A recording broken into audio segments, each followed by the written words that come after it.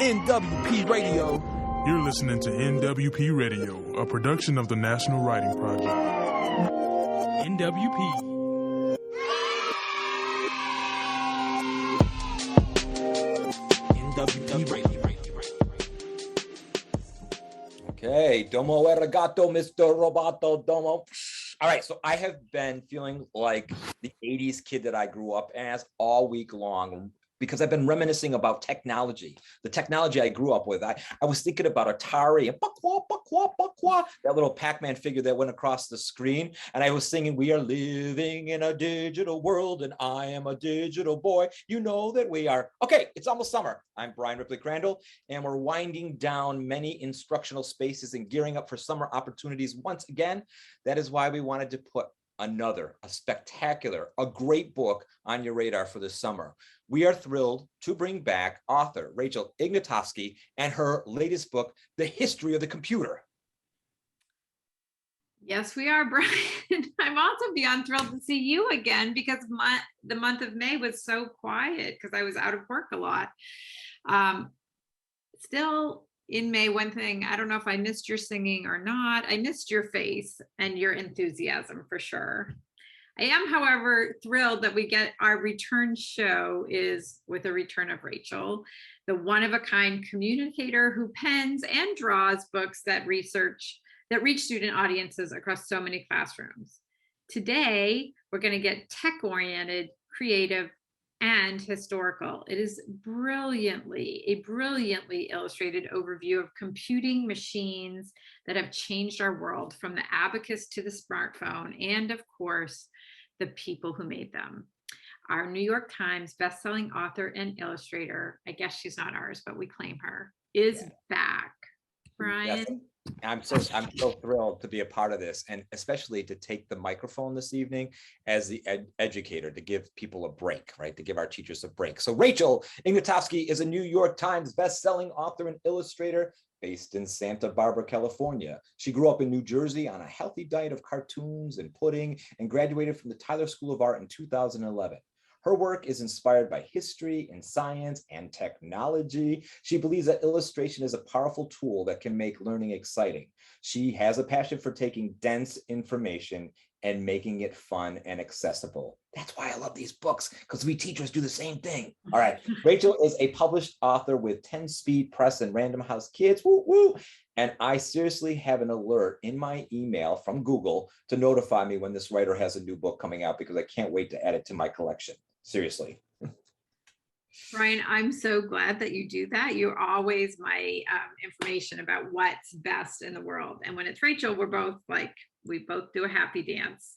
And it's why I thought your enthusiasm for Rachel's books, why I thought it would be wonderful if tonight you led our interview, offering, as you said, our teachers a little time off at the end of the semester so they can think about summer vacation and start to relax. Probably with technology, including their phones by their sides.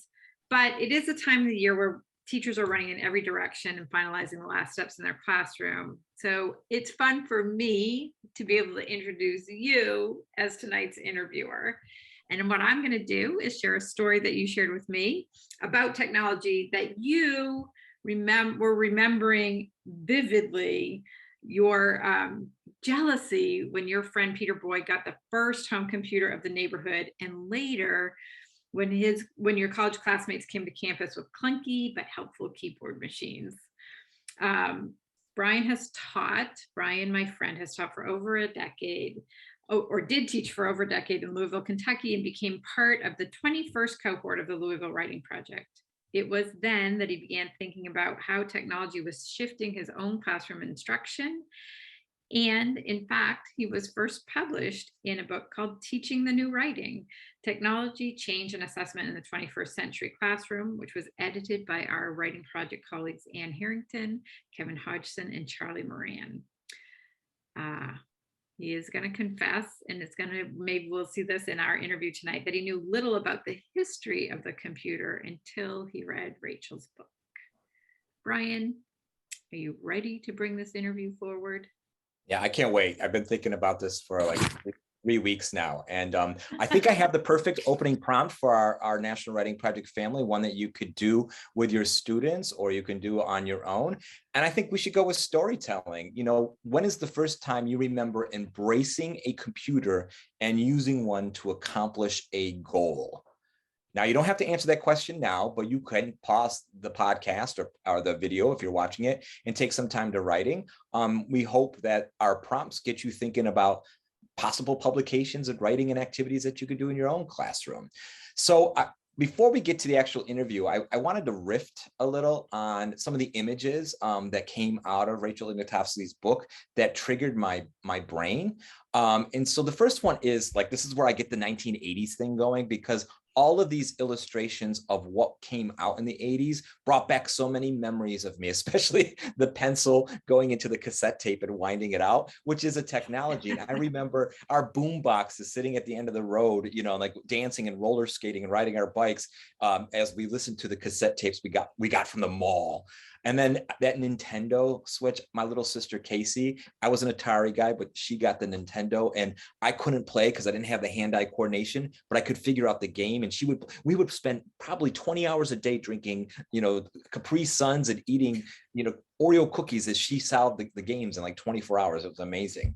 And on the next slide, I was actually laughing too, because I also think about like the future, right?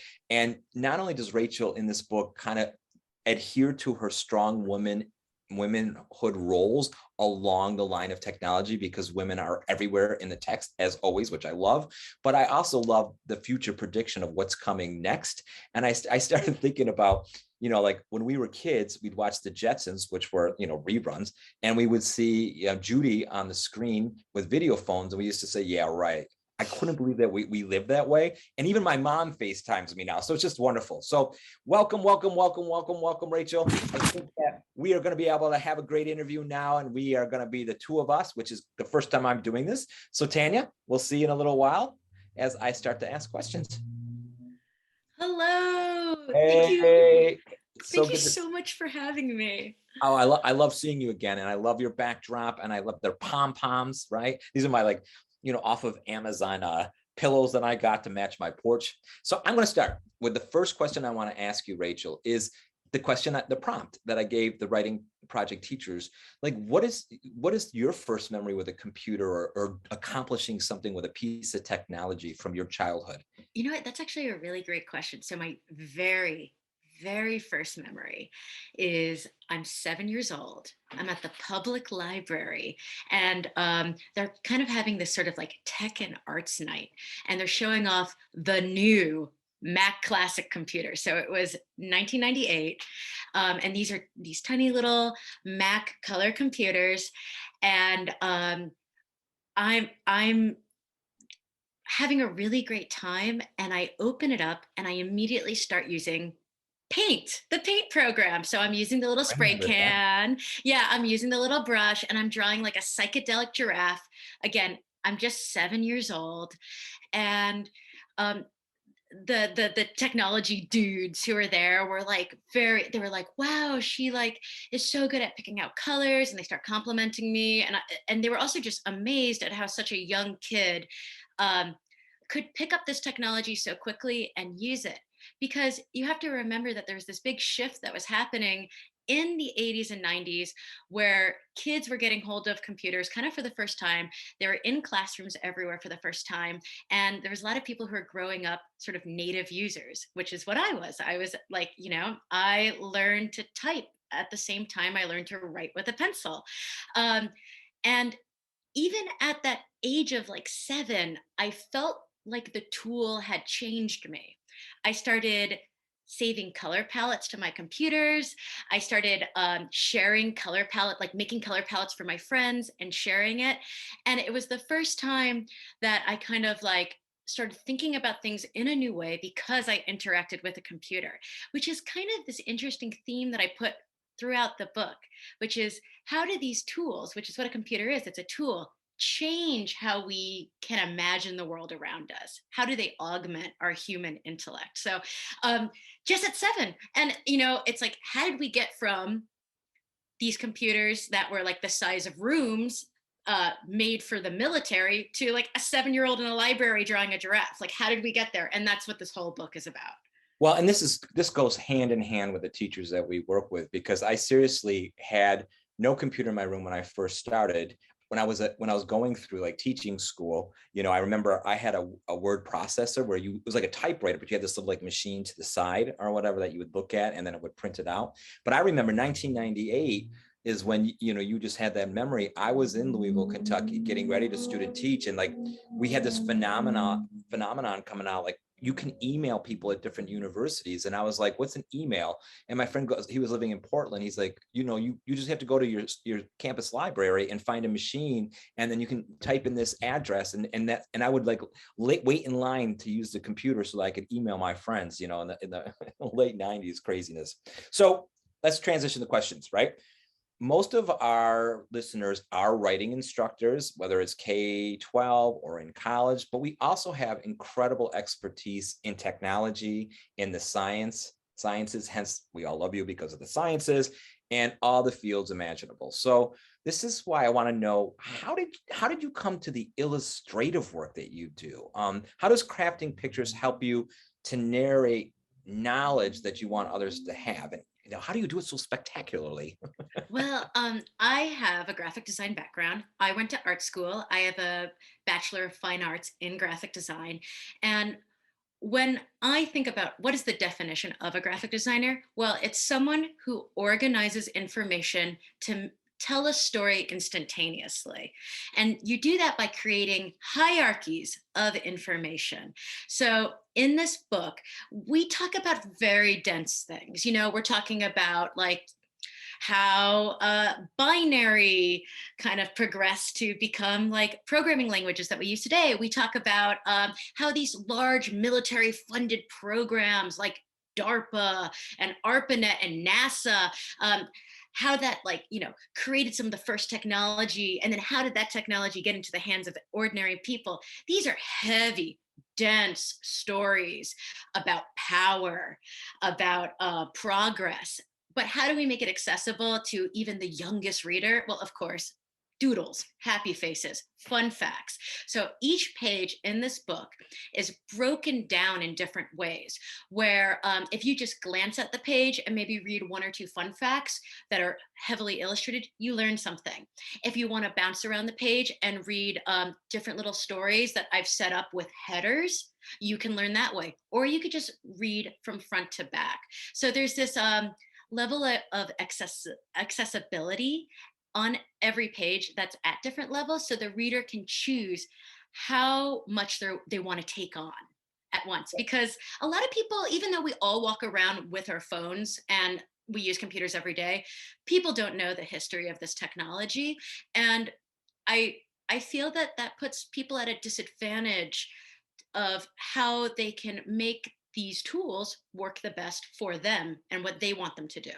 Yeah. And so, I mean, I'm going to ask a history question following this next question, but I was thinking about the writing process of putting this together, because you are spot on when you say this text is voluminous. There is so much going on in every page. It blooms like, you know, what's inside a flower, what's inside a computer. Yeah. And it is so, I mean, this is such a teachable text. It's so educational. And so I want to talk about the writing processes a little bit before we go to the historical questions.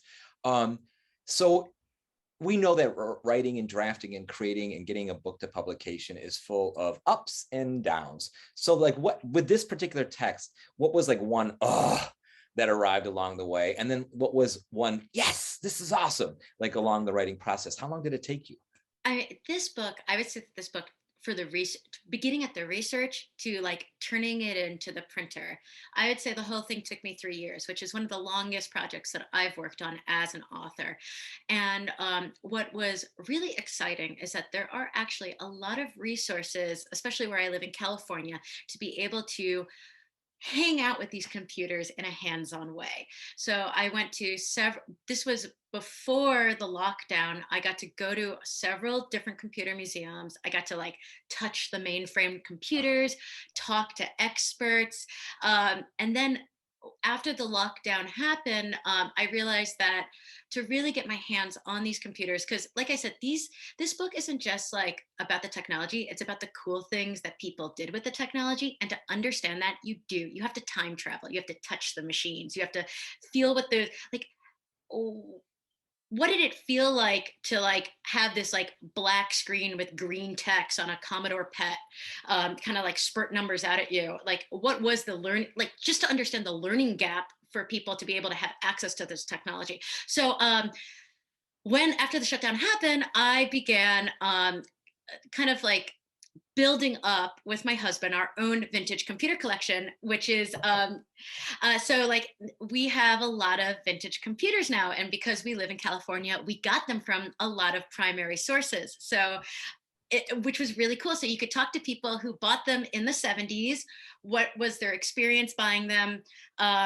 Like, what did they use them for? And it was just, it just really informed everything that was going on with the book. I actually even got a bunch of little robot toys. I have one right next to me. This is Kikazo from the 1980s. And I have his bigger brother, Omnibot, as well, which you could see me playing with them on my website.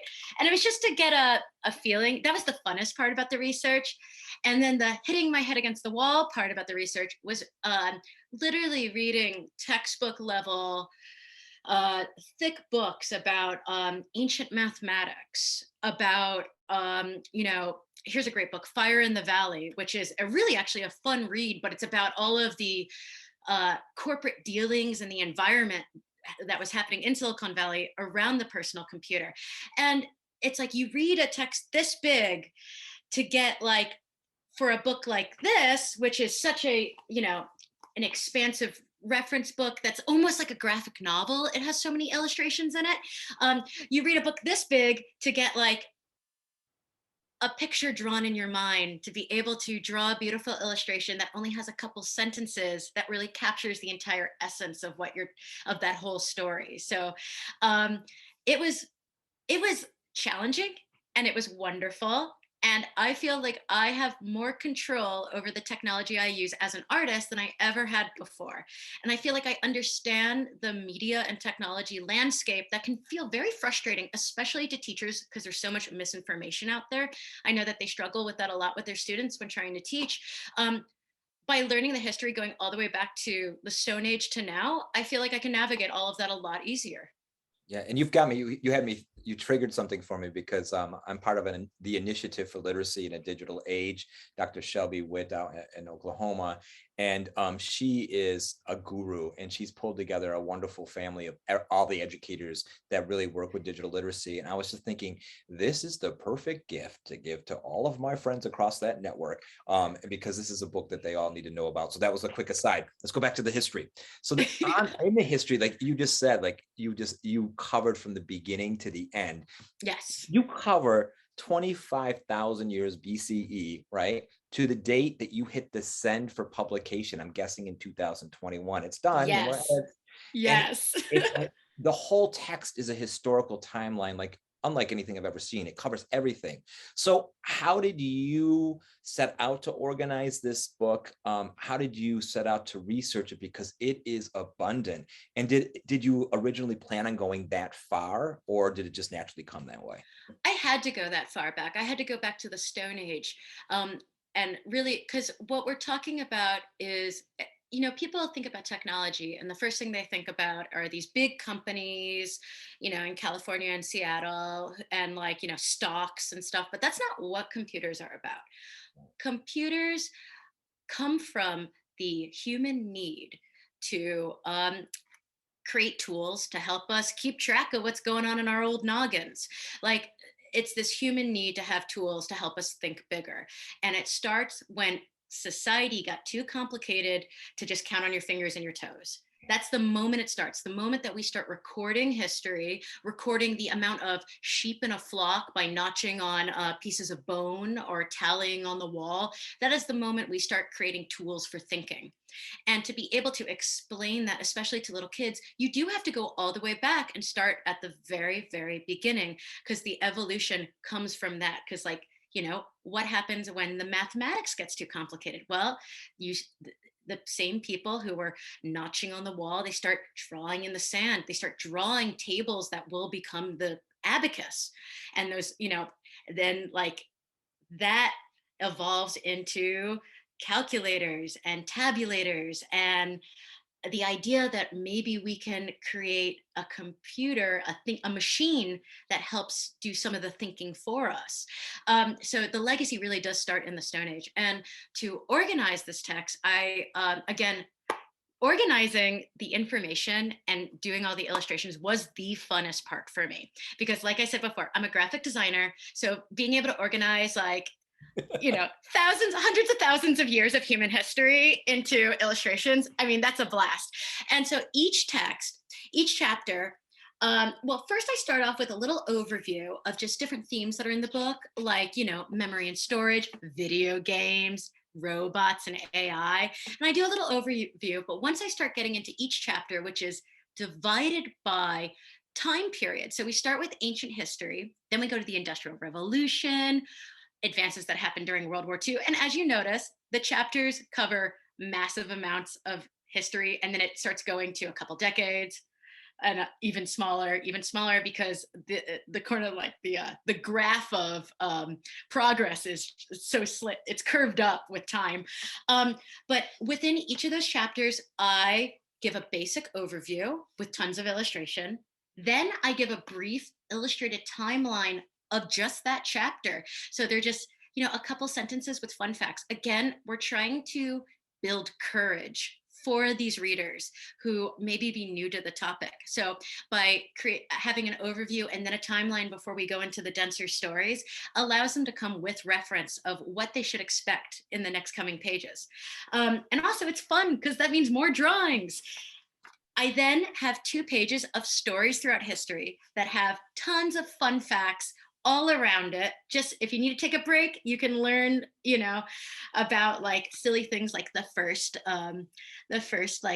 computer virus that was ever on a computer. It was called the worm, and it just like looked like a little worm. There's a lot of like me drawing people getting spam and going ugh throughout history, people getting spam mail. And then I highlight 3 important inventions, and then I highlight important influential people throughout history. And even though I have different short little bios about different influential people throughout history, it's really important to note that there is no such thing as a lone genius. I highlight these people so you can kind of get an understanding of their intent.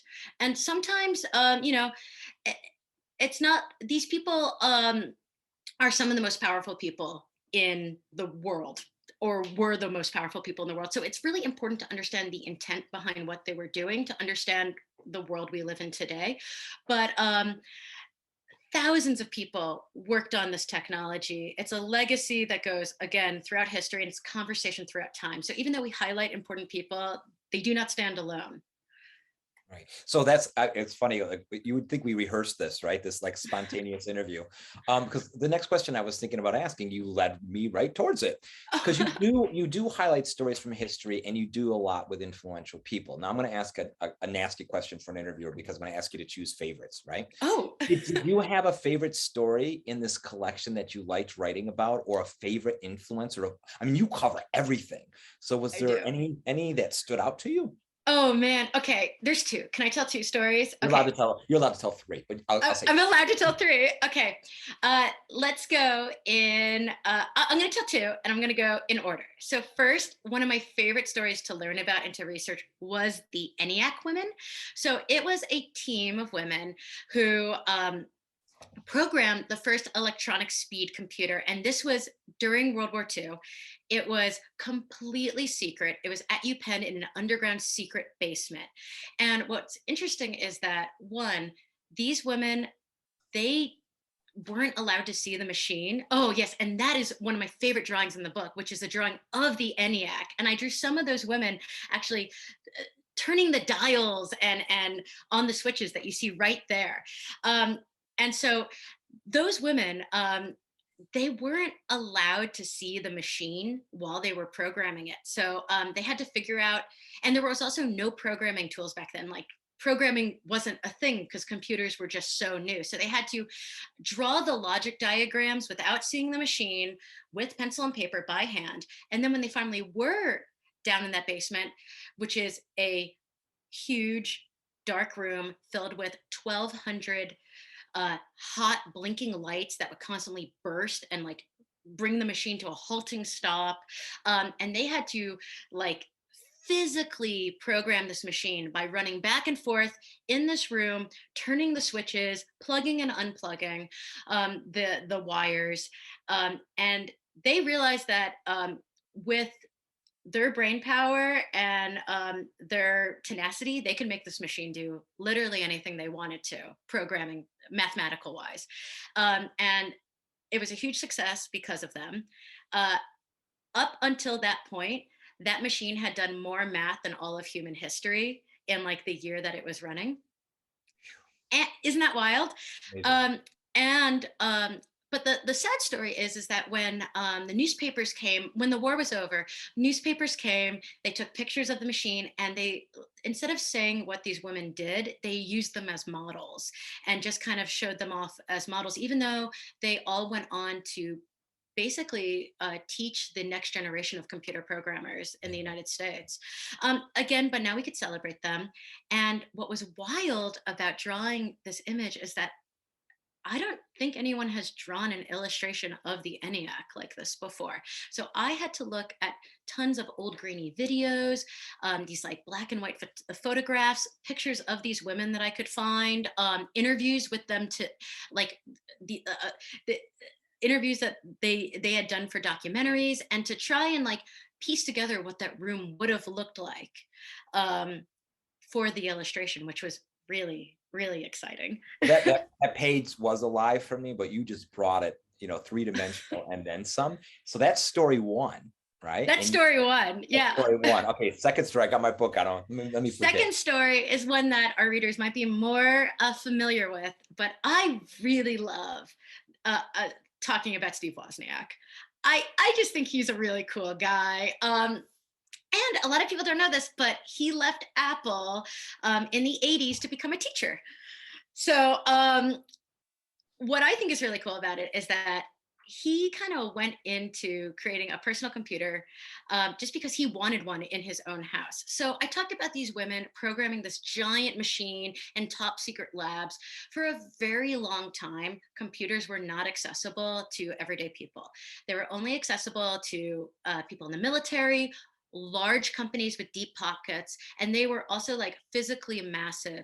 Normal people weren't even allowed to go into the rooms that the mainframe computers existed in. Actually, my mom used to be a computer programmer in the 80s, and she told me that like the computer, she programmed assembly on punch cards, which is what they still use in some nuclear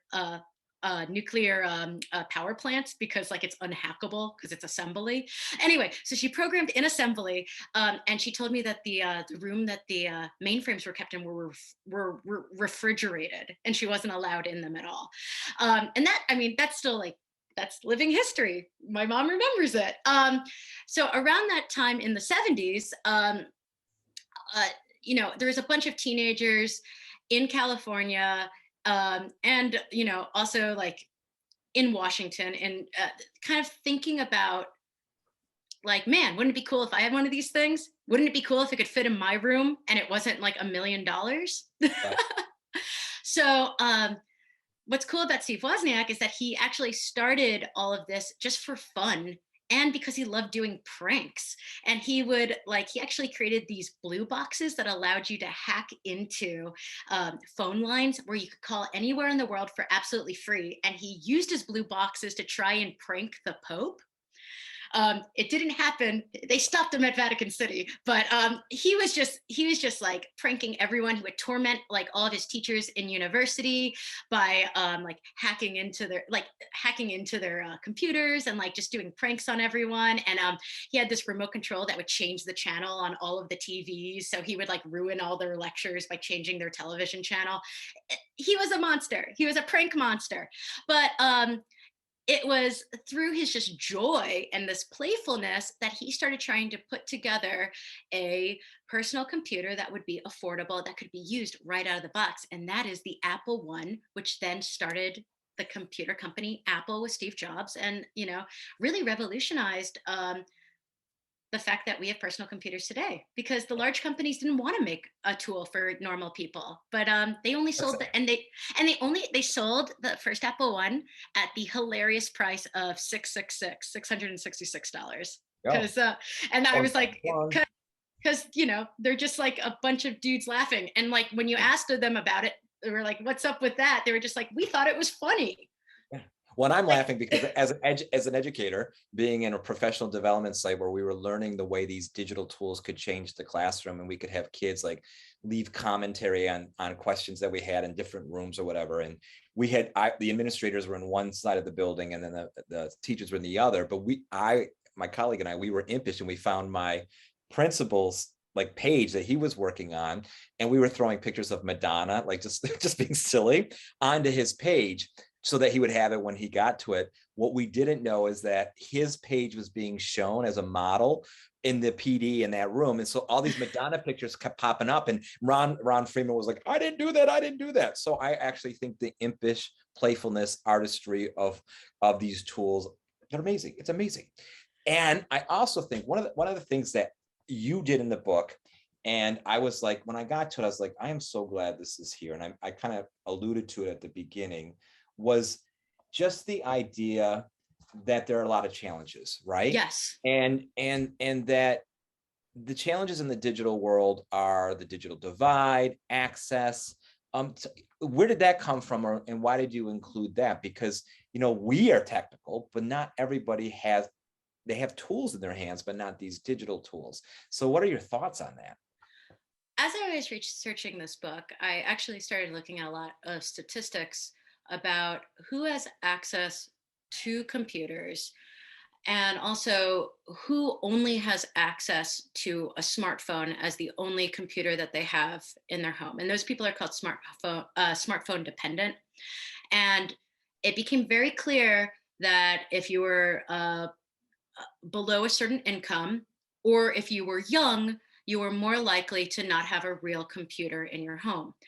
And it upset me, because these smart devices are not made to do deep work. And this is the example that I like to give. By design, they're not made to do deep work. They have processing power. They could be designed better. And the example that I like to give is, a lot of books are read on a smartphone, but not a lot of books are written on a smartphone. And that's when you start thinking about that, and what are the tools you need to create art, create the kind of work that raises you an economic level, that generates wealth for yourself and for your family. You need a computer. You need a real desktop computer, not a smartphone. And that's by design. And then while we were in lockdown, so many of my teacher friends were struggling getting their kids the tools they needed just to be able to participate in their lessons. So when we talk about the digital divide, we are talking about people not having access to the tools they need to participate in white collar jobs and really real money making jobs. And that's wealth being stolen from them, in my opinion. There's also another thing to really talk about, which I mentioned in the challenges, which is the ecological impact that these machines have. Computers can feel like magic, but they're not magic. They're made of gold. They're made of lithium. They're made of precious, unrenewable resources. So when computers are not designed to be upgraded and reused, when they're designed to be thrown in the trash and to buy the next one, not only are we taking computers out of the hands of people who need them by not like updating the software and things on that, but we're also creating an ecological nightmare. And these are things that we need to talk about, because our need for this tech is only going to increase. And I think by putting this in the public consciousness, we can ask the people who are in charge, and also the future leaders in technology who are being taught today in classrooms, to think differently and to dream of a better way that we can create our devices. Wow. And that's exactly how I felt when I got to that part of the book, because, here you have the whole history and you're like, man, this is so dense and beautiful and wonderful. But then all of a sudden there's this like place where you're like, but but we also have to consider this. But I also think the one thing that you highlight so well is that we are tool-oriented species, and we always figure out the next phase. And so you also end with a prediction for the future, and you speculate what's coming next. And so I want you to do a little prediction before I have one last question. And that is, what do you think schools 25 years, 50 years from now are going to look like, given the technology and the computers that are going to be available to us? Like, what predict for us? Man, well, first, let me just say this. I think the greatest part about learning history is to really hit the nail on the head that we build the world that we live in, and we can build it any way we want. We don't just need to accept that the way our tools are built now are the way that they're going to be in the future, because again, we're the ones who made them. And this is what I imagine in my most hopeful mindset for schools in the future, which is that maker spaces become much more a part of schools. Things like things to create and build tools in the real world. So it's not just this virtual reality world that we're going to be living in. It's how do we use computers to figure out how to build new materials, how to have hands-on activities. I remember interacting with my first makerspace at the ripe age of 23 when I was working for a major company that had one, and being able to use a laser machine and a 3D printer and program a sewing machine as an artist, it felt like heaven. But then think about all the applications for whatever young kids are interested in, whether it's technology, cooking, farming.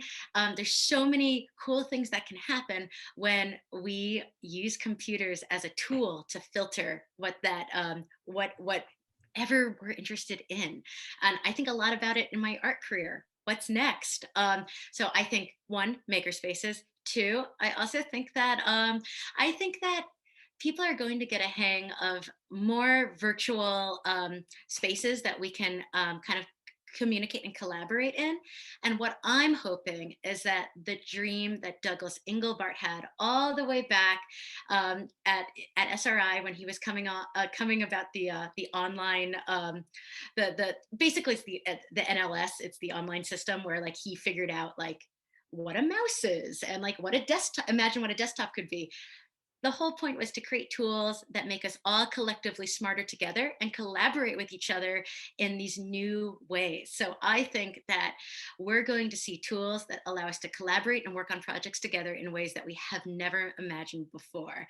And already the fact that I can beam into schools now and I can talk to 400 kids at once, and we can have a huge 400 kid wide discussion where everyone feels heard and we're having a great time. I think we're just going to keep moving that forward. I kind of rambled a little bit, but no, you didn't. I thought that I was like mesmerized by that answer. Like, okay, again, it sounded like we rehearsed this, because I think you're absolutely spot on. I mean, when the National Writing Project has been using Zoom a lot longer than the whole nation, because we all have to connect nationally. And when we jumped onto online spaces, the one thing that became so obvious to me is boundaries were changing. So like when I did like summer work with young people, it used to just be the Connecticut kids who could get dropped off at campus, but I was having kids coming from all over the world signing in. And it was wild, but it was also like I could then leave that room and then I could be in Alabama, or I could be in Mississippi, or I could be in Florida. And I really love that part of technology as well. Brilliant book, wonderful book. Everyone needs to get it. I cannot speak any more highly of any text right now. I think it's amazing, but I also know that you never stop, right? You're like our National Writing Project teachers. It's go, go, go. What's next? What's next? And so I want to know what's next on the docket. I have a prediction after all this technology that you probably want to go back to the natural world a little bit. So what can we look forward to in 2023? yes, so you all might be already familiar with my book, What's Inside a Flower, which I made with elementary school curriculum in mind. And I'm still thinking about my elementary school teachers. I got your back. I'm expanding the series focusing on more life cycle curriculum. So we're doing What's Inside a Caterpillar's Cocoon and What's Inside a Bird's Nest. And I'm working on both of those books right now. And they're going to be out next year, starting in the fall and then the following spring. So please stay tuned. We're going to have a ton of activities and resources to go with those books to inspire your young ones to explore the nature that's right in their backyard and to learn how we could protect our planet a little bit better. That's awesome. I think every school in the nation needs a Rachel Ignatofsky, like in an office, like next to the principal, so they can tell the principal when they're doing something wrong, and then they can come educate in every classroom space. You are amazing. You are brilliant. You are a gift to the world, and I so appreciate you. I have to go to the last prompt. We're waiting for Tanya to come back in. She might not come back in right away. But my exiting prompt. No, I don't see you, but it's okay. We love you. I'm not seeing you. I see you, Tanya. Oh, you know why I don't see you is because I moved it over. So, hey, everybody, there you are. Look, everybody, it's my friend. It's my friend. So my exiting prompt, the last thing you can write your way out of this session is as you think about the wonderful session just now with Rachel Ignatofsky and her way of visually relaying information to readers, I want you to think ahead to the 2022-2023 school year where you're going to buy some of her new books that are coming out. But I want you to, I know we're finished with the school year, Crandall, don't make us do work, but I want you to think about this. Think about one curricular change you want to make for next year or one new digital tool you want to try in your classroom. And in your writer's notebook, I don't want you writing. I want you to doodle like an illustrator of what you think that could look like in the upcoming school year. As you doodle that, you can then take a picture of it with your phone and store it away until next late August, September. And then you can look at it and say, oh yeah, I did some brainstorming before the last year's school year ended. All right. So that was wonderful. That was a wonderful interview. And it felt so good to be the person who was able to do that. Thank you, Tanya, for the suggestion.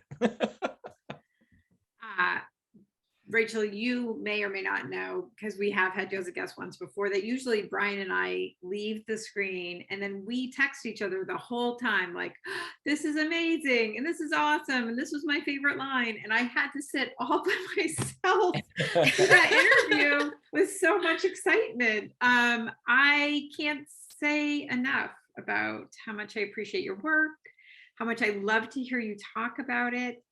I don't ever want you to stop making beautiful books. And yet, like Bryan, I want to make you the Secretary of Education for the world. I was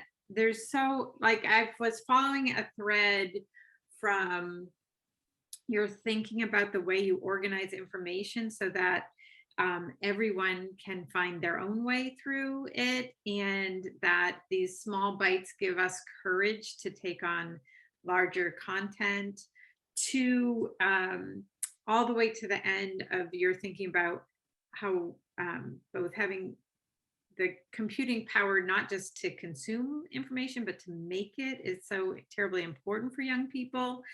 And the idea that having these kinds of experiences and the spaces and the powerful tools to think about the future will shape the future that we get to have, and how important it is that everybody has access to that.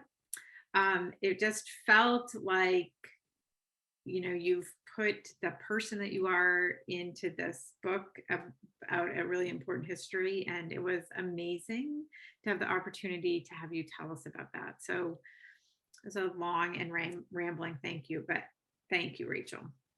Oh, thank you guys so much for having me. Every single book I do is a love note to teachers, and I just love it when I get to talk to you guys. You guys are the best. Yay, National Writing Project.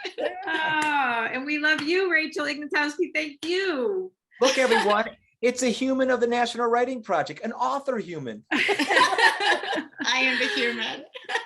That's really funny. Bryan and I were at a meeting last week where we talked about the humans of the Writing Project. And so we count you among us. Thank you. Thank you. Thank you. Despite Omnibot and Kikuzo being on my team. Oh, I love it. I'll bring them too.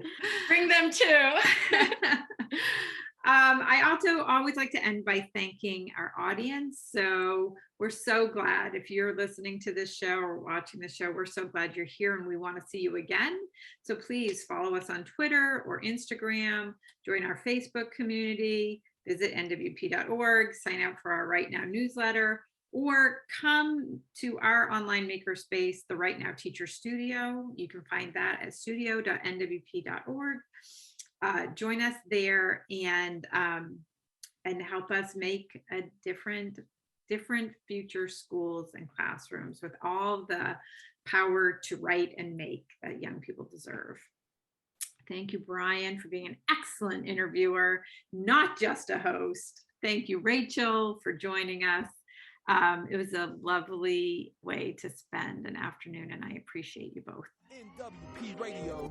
You're listening to NWP Radio, a production of the National Writing Project. NWP. NWP Radio.